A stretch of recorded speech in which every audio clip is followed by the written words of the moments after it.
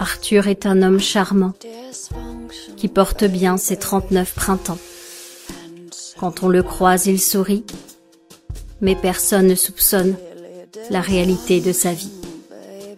En apparence, tout va bien. Il est toujours de bons conseils pour ses copains. D'ailleurs, jamais il ne se plaint. Il a de l'amour plein les mains.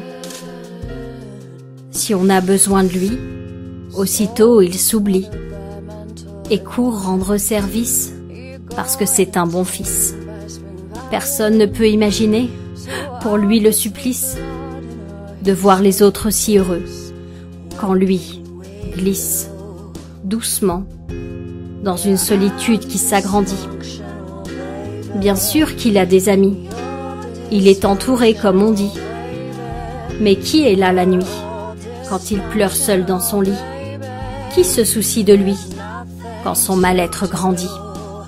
On ne lui demande jamais comment il va. Arthur, c'est un bon gars, fort et courageux, impossible qu'il soit malheureux. Mais à force d'avoir donné pour exister aux yeux des autres, Arthur s'est vidé et est devenu comme beaucoup d'autres, un être qui survit sans trouver sa place à lui, un être qui perd la face et qui petit à petit s'efface. Il ne demandait pas grand-chose en rêvant les paupières closes. Il voulait juste qu'on l'aime un peu et qu'on le reconnaisse mieux. Mais même son âme sœur ne l'a pas vu quand ils se sont croisés dans la rue. Il était invisible à ses yeux parce que sa vie valait si peu. Il lui donnait si peu d'importance. Qui aurait voulu avoir la chance de partager une si triste existence? Qui aurait voulu acheter au rabais un homme qui ne savait pas se respecter?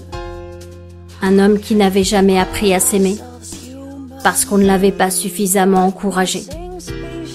Ce n'est pas parce qu'une plante n'a pas eu le bon engrais qu'elle ne peut pas en changer. Arthur pouvait décider de tout transformer, car le cerveau a cela de magique qu'il peut reprogrammer les choses de manière fantastique.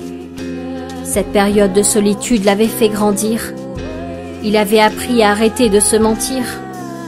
C'était une redécouverte de lui-même, un tête-à-tête écartant tout dilemme, une rencontre avec la personne formidable qu'il était, mais qu'il avait mis si longtemps à révéler.